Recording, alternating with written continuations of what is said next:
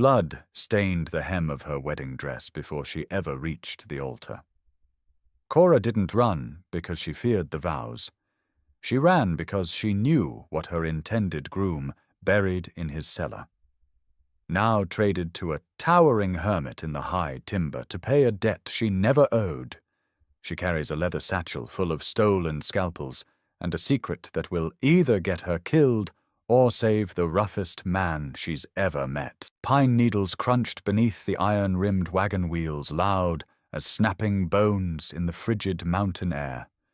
Cora kept her hands folded in her lap. Her knuckles were white. The heavy wool blanket her Uncle Arthur had thrown over her shoulders did nothing to stop the shivering, though whether the trembling came from the November wind or the reality of her situation she couldn't say. Arthur spat brown tobacco juice over the side of the wagon. He didn't look at her. He hadn't looked at her since he hauled her out of the rail car in Cheyenne, dragging her away from the men Elias Croft had sent to hunt her down. Arthur wasn't a savior. He was an opportunist. When he realized Cora carried a death sentence from a railroad baron, he figured out a way to monetize her disappearance. "Up ahead," Arthur muttered, pointing with his whip handle. A cabin crouched against the side of a granite cliff, looking less like a home and more like a scab on the mountain. Smoke choked out of a crooked stone chimney. The yard was a graveyard of split logs, rusty traps, and stripped hides stretched tight over wooden frames. A man stepped out onto the porch. Cora stopped breathing. He was massive. Not just tall, but thick with heavy, dense muscle, built like a draft horse bred for pulling plows through frozen mud. He wore a canvas coat lined with sheepskin stained with grease and old blood. A dark, untamed beard swallowed the lower half of his face. His hair hung past his ears, coarse and dark. He held a rifle resting casually in the crook of one arm, but the casualness felt like a threat. "Whoa!" Arthur called, pulling back on the reins. The mules snorted their breath, pluming in the icy air. The giant didn't move. He just watched them. His eyes were pale, a washed-out winter sky blue, and completely devoid of welcome. "Emmett!" Arthur called out, his voice cracking with a nervous edge he couldn't quite hide. "Brought what we talked about." Emmett Tate stepped off the porch. The ground seemed to shudder, though Cora knew that was just her racing pulse. He walked to the side of the wagon and stared at Arthur, ignoring Cora completely. "You're late," Emmett said. His voice was a low, gravelly rumble. It sounded like boulders grinding together at the bottom of a river. "Snow on the pass. Had to wait out a storm near Laramie." Arthur shifted in his seat, reaching into his coat to pull out a folded piece of paper. "I got the deed. 300 acres. Good grazing land down by the river. Just like we agreed." Emmett took the paper with a hand the size of a dinner plate. He unfolded it, his eyes tracking the words. He didn't read fast, but he read carefully. Finally, he folded it and shoved it into his pocket. Only then did he look at Cora. Cora stared back. She refused to drop her gaze. If she was being sold like a mule, she wouldn't cower like a beaten dog. She took in the rugged lines of his face, the scar that cut through his left eyebrow, the sheer imposing width of his shoulders. She also noticed the slight hitch in his breathing, a shallow draw, a faint tightness around his eyes when he shifted his weight to his right leg. "She talk?" Emmett asked. "When she wants to," Arthur said quickly. "She's strong, good worker, can cook clean mend. She ain't fragile." "She looks fragile." "I'm sitting right here," Cora said. Her voice was steady, sharper than she intended. Emmett's pale eyes locked onto hers. A flicker of something crossed his face. Not surprise exactly, but a shift in the wind. "Get down." Arthur didn't wait to help her. He was already turning the wagon around. Cora grabbed her heavy leather satchel, her fingers digging into the worn handle, and climbed down over the side. The ground was hard and slick with frost. Her boots hit the dirt with a heavy thud. "Wait," Cora said, looking back at Arthur. Arthur paused, refusing to meet her eyes. "You're safe here, Cora. Croft's men won't come up this high. Emmett needs a wife to keep the place running. You need a place to hide. It's done." He cracked the whip. The wagon lurched forward, rattling down the treacherous mountain trail. Cora watched him go, the cold settling deep into her bones. She was alone. Stranded at 9,000 feet, with a stranger who looked like he could snap her neck with 2 fingers. Emmett turned toward the cabin. "Bring your bag." Cora followed him. The inside of the cabin was dark, lit only by the angry orange glow of the cast-iron stove. It smelled of wood smoke, old leather, and bitter coffee. It was clean, surprisingly so, but stripped of any comfort. A heavy wooden table, 2 chairs, a bed tucked into the corner with thick wool blankets and a wash basin. "Put your things by the bed," Emmett said, setting his rifle above the doorframe. Cora stood in the middle of the room, her grip on the satchel tightening. "I didn't agree to this." "Neither did I," Emmett said. He didn't look at her. He pulled off his coat, wincing slightly as he rolled his left shoulder. "Arthur owed me a lot of money. He didn't have it. Said he had a niece running from a bad situation who needed a place to disappear. Said she was willing to work for her keep." Cora's jaw clenched. "He traded me for a piece of paper." "He traded you to save his own skin." Emmett turned to face her. In the dim light, his sheer size was overwhelming. "I don't care why you're running. I don't care who you're running from. You keep the fire hot. You cook the meals. You mend the tears. You stay out of my way and I'll keep you safe. And if I refuse, then it's a long walk down the mountain and it drops below 0 at night." Emmett grabbed a tin cup from the table and poured sludge-like coffee from the pot on the stove. "Your choice." Cora looked at the heavy timber door. She looked at the frozen window panes. She looked down at the leather satchel in her hands. Inside were the polished silver surgical tools she had stolen from Croft's estate, the only inheritance her father had left her before he drank himself to death, and the very tools Croft had used to mutilate the men who opposed him. She wasn't going anywhere. "Where do I sleep?" she asked. Emmett gestured to the only bed in the room. "There. I sleep on the floor near the stove." He didn't wait for her to thank him. He walked out the door, picking up a heavy splitting axe on his way.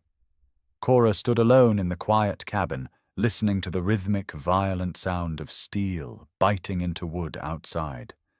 She set her satchel down gently. She had survived Elias Croft.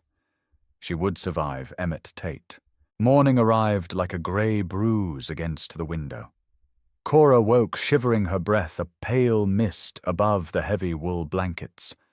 The fire in the stove had died down to glowing embers, offering little defense against the high-altitude freeze. She sat up, pulling her shawl tight around her shoulders. The floorboards were empty. Emmett was already gone. Cora didn't waste time. She swung her legs out of bed, the icy floor biting through her wool stockings. Survival up here meant routine. She fed kindling into the stove, blowing softly until the embers caught, then loaded heavier logs. She found a sack of oats, a tin of salt, and a slab of cured bacon hanging from a rafter. Within 30 minutes, the smell of rendering fat and boiling coffee filled the small space, pushing back the smell of stale air and isolation. The heavy door creaked open. Emmett filled the frame, bringing a blast of freezing wind in with him. His arms were loaded with split firewood. Cora watched him from the stove. He didn't drop the wood. He lowered it carefully into the bin. But it was the way he moved that caught her attention. He was favoring his left side again. His right arm did all the heavy lifting, while his left arm stayed close to his ribs. As he stood straight, a sharp exhale escaped his teeth, quickly muffled. He looked at the stove, then at her. "You know how to make coffee?" "It's boiled water and grounds," Cora said flatly. "It isn't a miracle." Emmett grunted, shucking off his heavy coat. Underneath he wore a faded flannel shirt that stretched tight across his chest. He moved to the wash basin, pouring water from a pitcher to scrub his hands. Cora scooped oatmeal into 2 tin bowls and set them on the table alongside the bacon. She sat opposite the chair she assumed was his. Emmett dried his hands and sat down. He ate in silence, mechanically consuming the food as if it were fuel rather than a meal. Cora picked at her bowl, her eyes studying him. Her father had been a brilliant surgeon before the bottle took his hands and his reputation. From the time she was 8, Cora had been his shadow. She knew how to set bones, how to stitch torn flesh, how to diagnose a fever by the color of a man's skin. She knew the human body better than she knew herself. Emmett's skin was pale beneath the windburn. A light sheen of sweat clung to his forehead, despite the freezing temperature of the cabin. His breathing was too shallow for a man of his size. "You're hurt," Cora said. Emmett's fork paused halfway to his mouth. His pale blue eyes snapped to hers, hard and defensive. "I'm fine." "You favor your left side." Cora pushed her voice clinical, devoid of sympathy. "You sweat when you shouldn't. You're hiding a shallow breath because drawing a deep one hurts your ribs." Emmett set the fork down slowly. The silence in the cabin suddenly felt incredibly heavy. "I chop wood. I haul water. I hunt. Things hurt. Muscle fatigue is a dull ache," Cora said, not backing down. "You have a localized sharp pain. It's deep. And by the grey tint to your skin, it's infected." Emmett stared at her for a long, uncomfortable moment. He didn't look angry, just entirely unused to being questioned. "Arthur said you were a housekeeper." "Arthur doesn't know anything about me," Cora replied, "except that I can cook and I'm running." Emmett stood up the legs of his chair, scraping harshly against the floor. "The arrangement was simple. You cook, you clean, you stay out of my way. Keep your eyes on the stove, not on me." He grabbed his coat and his rifle, walking out the door without looking back. Cora sat alone at the table. She looked at his half-empty bowl. He was stubborn. Pride was a dangerous thing in the wilderness. It killed men faster than the cold. She stood up and cleared the table. Once the dishes were scrubbed and left to dry, she walked over to her leather satchel. She unbuckled the straps and pulled it open. Inside, resting on dark velvet, were 6 gleaming scalpels, a silver bone saw forceps, and a row of glass vials filled with carbolic acid, morphine, and quinine. It was a fortune in medical supplies. Elias Croft had used them to torture men who wouldn't sell him their land. Cora had stolen them the night she ran, knowing their value would buy her a ticket anywhere in the world. Instead, they were sitting in a dirt-floor cabin in the Bitterroots. She ran her thumb over the smooth handle of a scalpel. Emmett was dying. She was sure of it. A man didn't sweat like that in November unless his blood was boiling with sepsis. He was hiding something under that flannel shirt. Cora closed the satchel and pushed it under the bed. She wouldn't force the issue. If he wanted to die of stubbornness, that was his right.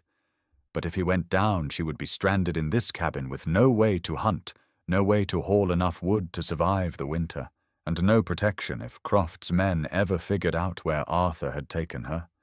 She needed him alive. Cora grabbed a bucket and headed out the door to the well. The wind whipped her hair across her face, biting into her cheeks. She saw Emmett in the distance, a dark silhouette against the snow line, walking the perimeter of his traps. He moved slowly. Too slowly. He was a giant, but even giants could be felled by a single unseen splinter. Cora lowered the bucket into the well, the rope burning her palms. She would wait. When the fever finally broke him, he wouldn't have the strength to tell her no. Wind battered the cabin walls, screaming through the chinks in the timber like a dying animal. The storm had rolled over the ridge 3 days ago and swallowed the world. Inside, the air was thick, heavy, with the smell of wood smoke, wet wool, and the unmistakable, sickly sweet odor of infection. Emmett was losing the war. He hadn't spoken more than 10 words to Cora since their argument over breakfast. He maintained his brutal routine, dragging himself out into the whiteout conditions, to feed the mules, and check the nearest traps, but every trip took longer. Every return was harder. Cora sat by the stove, peeling potatoes with a dull paring knife. She watched him. He sat heavily in the wooden chair opposite the bed, his head bowed, his massive hands gripping his knees. His knuckles were bone white. The pale skin of his face had turned a sallow ashen grey, and sweat beaded in his thick hair despite the draught leaking through the window panes. He was a fortress crumbling from the inside out. "You didn't bring in enough wood for the night," Cora said. Her voice was flat, cutting through the howl of the storm. Emmett didn't look up. He took a breath. It rattled in his chest, a wet, shallow sound. "I'll get it." He didn't move. His body refused the command his brain gave it. Cora set the bowl of potatoes on the floor. She stood up, wiping her hands on her coarse apron. "You aren't getting anything. You can barely keep your head up." "I said..." Emmett rasped, his voice scraping against his throat. "I'll get it." He forced himself to stand. His boots scraped against the floorboards. For a second he towered in the low-lit room, casting a massive, wavering shadow against the far wall. Then his left leg buckled. He didn't cry out. He just went down. The impact shook the floorboards, rattling the tin cups on the table. He hit the ground hard, his shoulder slamming into the wood, and lay there, a mountain reduced to rubble. Cora didn't gasp. She didn't panic. Panic was a luxury for people who hadn't spent their childhoods holding pressure on severed arteries in dimly lit back rooms. She walked over to him, her steps measured. He was semi-conscious, his pale eyes clouded and rolling back slightly. A low groan vibrated in his chest. Cora knelt beside him. Up close, the heat radiating off his body was shocking. He was burning alive. She reached out and grabbed the thick canvas of his coat, pulling hard to roll him onto his back. He was dead weight, impossibly heavy. She braced her boots against the floorboards, using her legs, and Cor grunting with the effort until she managed to flip him. "Emmett!" she said, slapping his cheek. Not a tap, a hard stinging strike. "Open your eyes." His eyelids fluttered. He looked at her, but she wasn't sure he was seeing her. "Cold," he muttered. "You're not cold. You're cooking from the inside." She grabbed the collar of his coat and yanked, but the buttons held. She didn't waste time trying to unfasten them. She reached into her apron pocket, pulled out the paring knife, and sliced through the heavy thread of the top 3 buttons. She tore the coat open. Underneath, his flannel shirt was soaked with old sweat and fresh, dark fluid. The copper smell of blood hit her, mixed with the foul stench of rotting tissue. "Let's see what you've been hiding," Cora murmured. She gripped the hem of his shirt and ripped it upward. The sight made her jaw clench. High on his left side, just below the collarbone, was a puncture wound. The flesh around it was angry, swollen to the size of a saucer, and painted in horrific shades of purple and black. Red streaks webbed out from the center, crawling up his neck and down towards his heart. Someone had tried to stitch it. The heavy black thread was jagged and clumsy, pulling the torn skin together in a puckered, infected mess. It was a gunshot wound. A bullet had gone in, and by the looks of the swelling, the lead was still there. "Fool," Cora whispered. "You stubborn, stupid fool." He shifted, crying out weakly as her fingers grazed the inflamed skin. She stood up. The hesitation was gone. The fear of being stranded, the fear of Elias Croft, the fear of the giant man bleeding out on her floor, it all vanished, replaced by the cold, familiar arithmetic of surgery. She needed light, she needed boiling water, and she needed her tools. She grabbed a thick wool blanket from the bed and threw it over his lower half to trap his body heat. Then she walked to the stove, stoked the fire until it roared, and shoved a large iron pot of water over the hottest plate. Next, she pulled the leather satchel from under the bed. She set it on the table and unbuckled the straps. The silver instruments gleamed in the firelight. She selected a scalpel, a pair of fine-nosed forceps, and a heavy steel retractor. She took a bottle of carbolic acid and a vial of liquid morphine. She carried the supplies to the floor, setting them on a clean towel beside his head. Emmett's breathing was growing shallower by the minute. His pulse, when she pressed her fingers to his throat, was a frantic, fluttering bird. He was going into shock. "Listen to me," Cora said, leaning down so her mouth was inches from his ear. She didn't know if he could hear her, but she needed him to anchor to something. "I am going to cut you open. I am going to find whatever you let rot inside you, and I am going to pull it out. It will hurt. If you thrash, you will die. Do you understand?" Emmett's head lolled. A harsh breath escaped his lips. "Do it." Cora didn't have time to build a proper operating table, and she lacked the strength to lift him onto the bed. The floor would have to do. She arranged 2 kerosene lanterns on either side of his shoulders, casting stark, unforgiving light over the blackened wound. She poured a liberal amount of carbolic acid over her hands, ignoring the harsh chemical burn. She grabbed a clean rag, soaked it in the acid, and scrubbed the area around the bullet hole. Emmett violently flinched. A guttural roar ripped from his throat, his massive right arm swinging up blindly. Cora ducked, pinning his wrist to the floor with her knee. "Hold still," she snapped, her voice cracking like a whip. "You've been walking around with gangrene for a week. A little burning won't kill you." She uncorked the vial of morphine. She didn't have a syringe, so she forced his jaw open and poured a heavy dose directly under his tongue. "Swallow it," she commanded. He choked, coughing weakly, but swallowed. She gave the opiate 3 minutes to dull his senses. She watched his chest rise and fall, tracking the rhythm. When his eyes grew heavy and the tension in his jaw slacked, she picked up the scalpel. The silver blade flashed in the lantern light. Cora pressed the tip against the puckered black skin just below his collarbone. She applied pressure and drew a clean 2-inch incision straight down. Dark, foul-smelling blood immediately welled up, spilling over his chest. Emmett groaned, a deep, primal sound of agony, but the morphine kept his limbs heavy.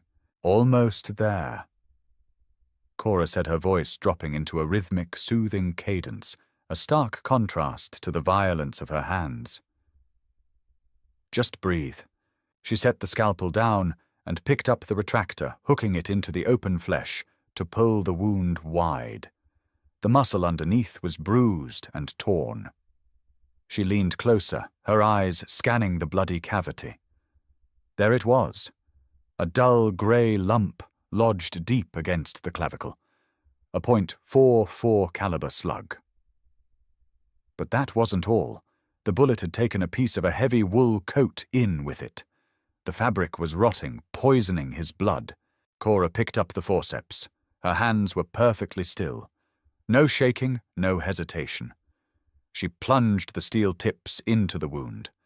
Emmett arched his back off the floor, his teeth grinding together so hard she thought they might shatter. "Stay with me," Cora ordered. The forceps clamped down on the lead slug. It was wedged tight against the bone. She gripped the handle, braced her other hand against his chest, and pulled. Metal scraped against bone, a sickening, high-pitched grind. The bullet popped free. Cora tossed it into a tin basin. It hit the metal with a sharp ping. Next, she went back in for the fabric. She spent 5 excruciating minutes scraping dead tissue and rotten wool from the wound cavity. Every second was a race against his failing pulse. She flushed the hole with a harsh mixture of carbolic acid and boiled water. Emmett passed out entirely when the acid hit the raw muscle. It was a blessing. Working quickly, Cora threaded a curved needle with fine silk thread. She sewed the muscle wall first, tight, clean stitches tying off the bleeding vessels. Then she closed the skin, making 8 neat, perfectly spaced knots. She smeared a thick layer of pine pitch and sulfur over the closure, to seal out the air, binding his shoulder tightly with strips of clean linen she tore from her own petticoat. When it was done, she sat back on her heels. Her hands, her apron, and the floorboards were slick with blood. Her shoulders ached. She looked at the clock on the mantel. 2 hours had passed. Outside, the wind continued to scream. Inside, the only sound was the crackle of the stove and Emmett's breathing. It was still weak, but the wet rattle was gone. The harsh, frantic tempo had slowed. Cora didn't sleep. She spent the night sitting on the floor beside him, armed with a wet rag. Every time the fever spiked, she wiped down his face and neck. She dripped water between his cracked lips. She kept the fire burning. By dawn, the grey light filtering through the frost-choked windows revealed a change. The ashen colour had left Emmett's face replaced by a pale but living hue. The sweat had dried. The unnatural heat radiating from his skin had broken. Cora sat in the wooden chair, her blood-stained apron heavy against her lap. She was exhausted, hollowed out, but she kept her eyes on him. Mid-morning, Emmett's hand twitched. His head rolled to the side. Slowly, painfully, his pale blue eyes opened. They were bloodshot and unfocused, darting around the ceiling before finally landing on Cora. He looked at her, then down at his chest. He saw the clean, tight bandages. He felt the absence of the deep, grinding pressure that had been slowly killing him for over a week. He looked back at Cora. He took in her blood-soaked apron, the silver instruments soaking in the tin basin, the bullet resting beside them. The silence stretched between them, thick and heavy. "Arthur said you were a housekeeper," Emmett finally whispered. His voice was incredibly weak, a shadow of its usual rumble. Cora picked up her rag and calmly wiped a smudge of dried blood from her wrist. "Arthur lied," she said. Emmett closed his eyes, letting his head rest against the floorboards. A long exhale escaped his chest. "I owe you my life." "Yes," Cora said simply. "You do, and we are going to talk about that when you can sit up." She didn't smile. She just stood up and walked to the stove to make the coffee. The dynamic in the cabin had shifted forever. He wasn't just her jailer anymore. He was her patient. And she owned him. 3 days passed before Emmett could stand. He spent the first 48 hours drifting in and out of a morphine haze, his massive frame shivering against the rough planks of the floor. Cora didn't try to move him to the bed. She couldn't. Instead, she brought the bed to him, dragging the heavy mattress off the frame and wedging it under his shoulders while he was lucid enough to push himself up. Survival shifted entirely to her shoulders. The mountain did not care that the giant was crippled. The stove still demanded wood. The mules still demanded oats. The water in the bucket still froze solid every 4 hours. Cora learned the brutal mechanics of the splitting axe. Her first attempts were pathetic. The axe handle was thick oak, designed for a man with a 50-inch chest. Her strikes bounced off the frozen pine rounds, sending shock waves up her arms that rattled her teeth. Her palms blistered, then tore open, leaving smears of blood on the polished wood of the handle. But she learned. She figured out how to use the weight of the steel head to do the work, guiding it rather than forcing it. On the 4th morning, she walked into the cabin carrying an armful of split wood. Her breath plumed in the freezing air of the room. She dumped the wood into the bin with a loud clatter and turned toward the stove. Emmett was sitting up. He had pushed his back against the wall, his legs stretched out over the mattress. The heavy bandages across his chest were stark white against his pale skin. He looked thinner, the fever having burned away the thick layer of muscle density he usually carried, but his eyes were sharp. The cloudy, dying glaze was gone. He watched her pull off her heavy leather mittens. He saw the raw, bleeding blisters on her palms before she could hide them in her apron. "You're ruining the axe handle," he said. His voice was gravelly weak but steady. Cora didn't flinch. She picked up a tin cup, poured coffee from the pot, and walked over to him. She held it out. It's my blood. It washes off. Drink this. Emmett took the cup. His fingers brushed hers. His hands were calloused and hot. Hers were freezing. He took a slow sip, wincing slightly as the movement pulled at his stitched chest. How many mules are left? Both of them. I fed them twice a day and broke the ice in their trough. Cora pulled up her wooden chair and sat down facing him. I checked the snare line you set behind the tree line. Caught 2 rabbits. We ate one yesterday. I salted the other. Emmett stared at her over the rim of his tin cup.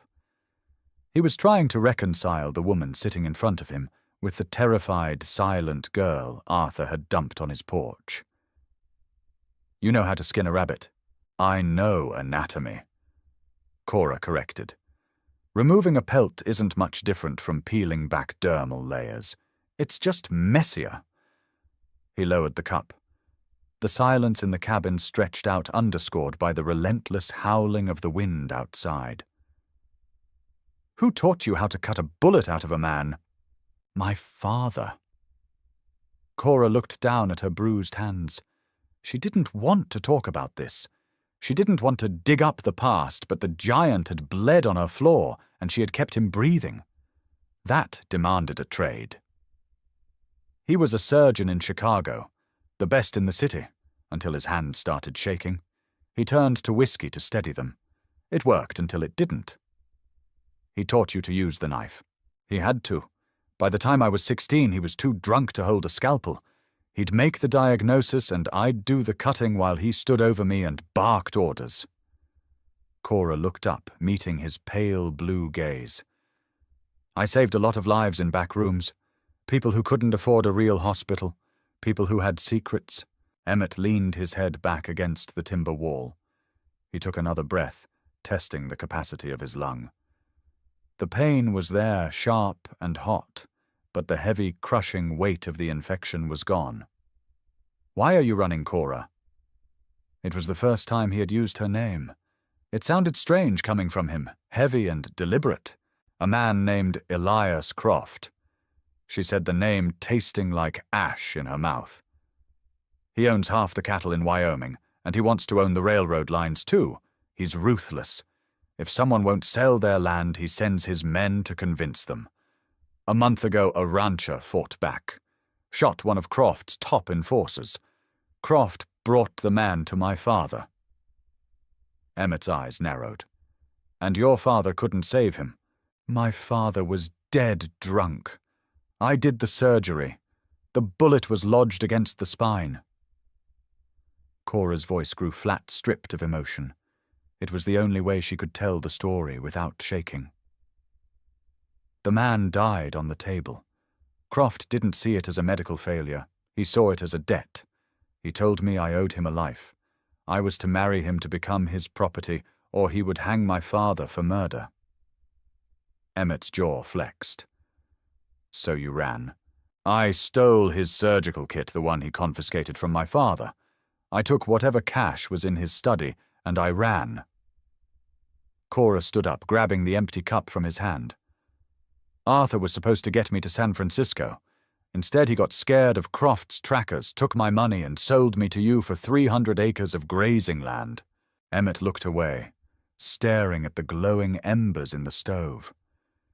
The rigid set of his shoulders told her he was calculating, weighing the threat she had brought to his door. I can leave, Cora said quietly. When the pass clears, I can walk down. Emmett turned his head back to her. His gaze was heavy, pinning her in place. No one walks down in December, and no one touches what's mine. Arthur traded you. You're my problem now. He shifted his weight, gritting his teeth against the pain. Bring me the whetstone. If you're going to use my axe, I'm going to teach you how to sharpen the damn thing. December came with teeth. The snowpack reached the bottom of the cabin windows, a brilliant, blinding white that stretched across the jagged peaks of the Bitterroots. Inside, the dynamic had shifted into a quiet, efficient rhythm. Emmett was healing. His sheer physical resilience was staggering. 10 days after the surgery, he was walking. 2 weeks later he was hauling his own wood, though he still favoured his right arm, and moved with a cautious, deliberate stiffness. Cora took out the stitches on a Tuesday. He sat shirtless in the wooden chair beside the stove. The heat radiated against his skin. Cora stood between his knees, leaning in close with her fine forceps and a small pair of surgical scissors. She smelled like carbolic soap and wood smoke. He smelled like pine pitch and cold air. "Hold your breath," she murmured, her face inches from his chest. She snipped the black silk thread and pulled. Emmett's chest barely hitched. He didn't look at the wound. He looked at her. He watched the intense focus in her dark eyes, the stray wisp of hair that escaped her loose braid to brush against her cheek. She was completely unguarded when she worked her usual defensive armor stripped away by the absolute confidence she had in her hands. "Clean closure," Cora said, tossing the last piece of bloody thread into the basin. She traced the angry red scar line with a gentle thumb. "The muscle tissue fused well. You'll have a nasty scar, and it will ache when the weather turns, but you won't lose range of motion." "I've had worse," Emmett said. His voice was a low rumble in his chest. He didn't move away. Cora looked up. They were inches apart. She could feel the heat coming off his skin, feel the steady, powerful rhythm of his heart beneath her knuckles. The hostility that had defined their first few days was entirely gone. In its place was a heavy, unspoken awareness. She had seen him broken. He had seen her exhaust herself to keep him alive. There were no masks left to wear. She stepped back, wiping her hands on her apron. "Put your shirt on. You're letting the heat out." Emmett grabbed his flannel shirt and pulled it over his shoulders. He stood up, towering over her once again. He walked to the corner of the cabin and picked up his Winchester rifle. He checked the action, sliding a heavy brass cartridge into the chamber, then turned to her. "Put your coat on," he ordered. Cora frowned. "Why?" "Because you know how to save a life, but you don't know how to stop someone from taking yours." He tossed her a heavy pair of wool gloves. Outside, the cold hit her like a physical blow as she stepped off the porch. The glare of the sun on the snow made her squint. Emmett walked 50 yards from the cabin and jammed a piece of split firewood upright in a snowbank. He walked back to her, holding out the rifle. "It's heavy," he said, dropping it into her hands. Cora grunted as the weight of the barrel pulled her forward. The steel was freezing even through the gloves. "Tuck the stock into your shoulder, deep into the pocket, or it will break your collarbone when it kicks." Emmett stepped behind her. He didn't touch her, but his presence was a solid wall at her back, blocking the wind. "Left hand under the barrel. Keep your elbow tucked." Cora lifted the rifle. She lined up the sights with the piece of firewood. The barrel swayed wildly. "Stop trying to hold it still." Emmett said, his voice directly in her ear. "You can't fight your own heartbeat. Let it drift. When the front sight crosses the target, squeeze the trigger. Don't pull it. Squeeze." Cora took a breath. She let the barrel sway. The metal post crossed the dark wood. She squeezed. The rifle roared. Fire spat from the muzzle. The recoil slammed backward, kicking her hard in the shoulder. She stumbled, but Emmett caught her arm, steadying her. "Missed," he said simply. "Rack the lever. Do it again." She shot until her shoulder throbbed and her ears rang. She hit the wood on the 6th try, shattering it into splinters. Emmett nodded, taking the smoking rifle from her hands. "It's a start." He didn't praise her. He didn't need to. The simple acknowledgement of her capability was worth more than a dozen compliments. "I'm going to check the lower traps," he said, ejecting the spent casings into the snow. "Stay inside. Keep the door barred." Cora watched him walk away, his massive boots punching deep holes in the snowpack. She rubbed her aching shoulder, turning back toward the cabin. She felt a strange, terrifying sense of belonging. She wasn't a prisoner anymore. She was a partner in survival. Emmett reached the lower tree line 2 hours later. The wind had stripped the snow from the ridges, exposing jagged black rock. He checked 3 empty snares, his mind half on the traps and half on the woman waiting in the cabin. She was a complication. A dangerous, sharp-edged complication. But the thought of Arthur taking her to San Francisco, or Croft's men finding her, made his jaw clench with a possessive fury he hadn't felt in years. He rounded a massive boulder, stepping into a narrow ravine. He stopped, his eyes locked onto the ground. The wind was funneling through the rocks, kicking up loose powder, but it hadn't erased the evidence yet. Emmett crouched, his gloved hand tracing the indentation in the snow. It wasn't a wolf. It wasn't an elk. It was the deep, half-frozen imprint of a horseshoe. A heavy draft horse shod with steel corks designed for traction on ice, and beside it the clear outline of a man's boot. Emmett stood up slowly. His pale eyes scanned the dense timber below. The pass was supposed to be blocked. No one was supposed to be able to ride up here until spring. But Croft was a man of infinite resources, and he had found a way. The hunt had arrived. Emmett kicked the door shut. He didn't bother shaking the snow from his coat. He dropped the heavy iron deadbolt into place with a definitive ringing clash that made Cora flinch.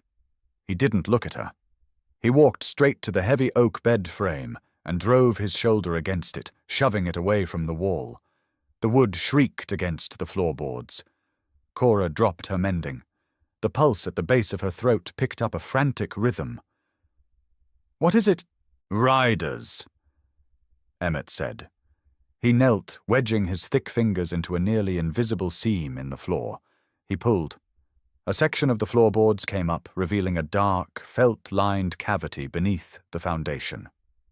4 horses, big ones, draft crosses built to push through chest-high snow, 3 sets of boot tracks beside them. He reached into the hole and pulled out a leather bandolier, heavy with brass cartridges.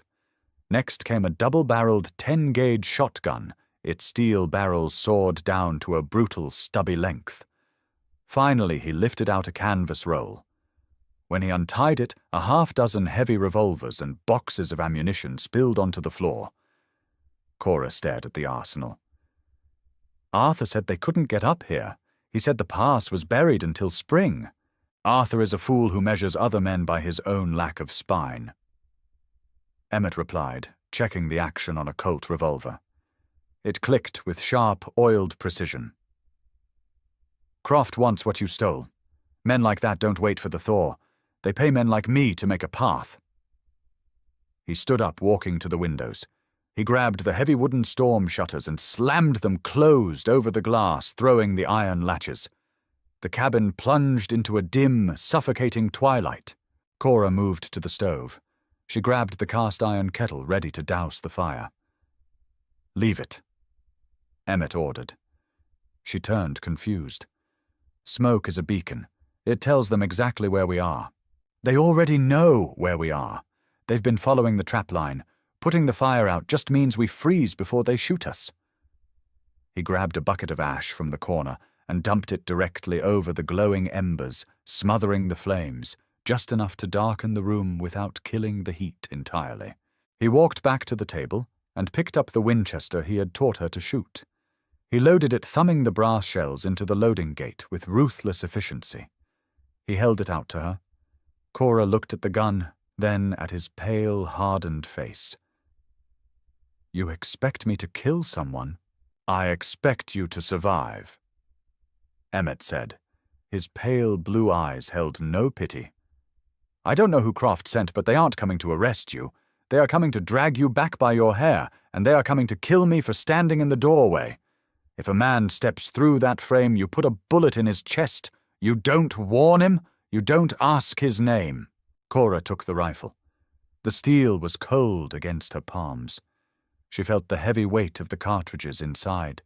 She had spent her life putting people back together, sewing up the torn edges of violence. Now the man whose life she had saved was handing her the tools to inflict it. "Who are you?" she asked, her voice dropping to a quiet, steady pitch. "Before you came up here. A man doesn't keep a war chest under his bed unless he's used to fighting one." Emmett picked up the shotgun and a handful of shells. "I worked for the Pinkerton Agency, mostly out of Denver. When the railroad companies had a strike they wanted broken, or a union organizer they wanted silenced, they called my division." He cracked the shotgun open, sliding 2 massive red shells into the chambers. "I spent 10 years breaking jaws and shooting men who were just fighting for a fair wage. I got sick of being a rich man's dog. So I took my wages, bought this mountain, and decided the only thing I'd kill from then on was my own dinner." He snapped the shotgun closed. "Turns out you can't outwalk your nature." Cora watched him strap a holster to his hip. He was moving with a fluid, lethal grace she hadn't seen before. The limp was gone. The hesitation in his left shoulder was buried under pure adrenaline. "I won't be a liability," Cora said.